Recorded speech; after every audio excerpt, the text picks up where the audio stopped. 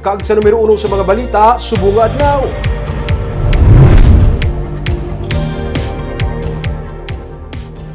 Sumugod buwas sa aga, mga 12 pesos ang igasaka sa bilisang diesel sa kada litro sini. Samtang 7 pesos naman ang igasaka sa kada litro sang gasolina.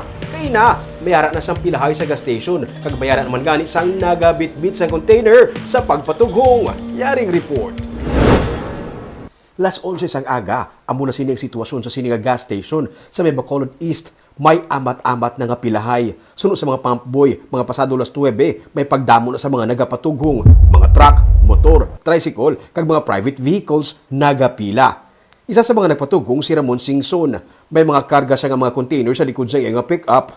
Ginpangpuno niya naman ini para sa ilang mga traktura, pang isa ka semana nga konsumo. Sa ano gani? Traktura? Sa mga traktura? Di ba sir, kada ko sa diferensya nga daano? Dako sa saka. Bali anong epekto sa inyo sir? Sina? Kaya mana kukuha kami para Tingob na? Tingob na, oh. Kung buwas pa sa dako gid. Dako do 11 pesos ko na. Pila traktura niyo sir? Apat? Di dako gid ang mga konsumo niya. Ginapaabot nga halos magapalarehos na ang bilis ng diesel kag gas. Ang gasolina sa subong yara sa 75 pesos ang kada litro, kag badugangan pagid sang 6 tubtub 7 pesos, gani mangin 72 pesos na. 11 tubtub 12 pesos naman ang idugang sa kada litro ng diesel. Malabot na sa 72 pesos ang litro sini. Ang mga depasahero nga mga salakyan ang isa sa mga matamaan sa sini nga big time oil price hike. Si Celso Lima, nagapuluti na ang buhok sa pagdrive sang depasahero nga jeep. Subong lang siya naka-eksperyensya sang amo sini nga saka sa bilis ang krudo.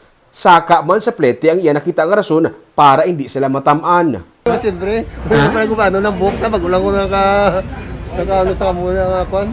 Saka yung krudo ya, ang plate yan, di masaka. Siyempre, pasahe na ako, kung private lang na.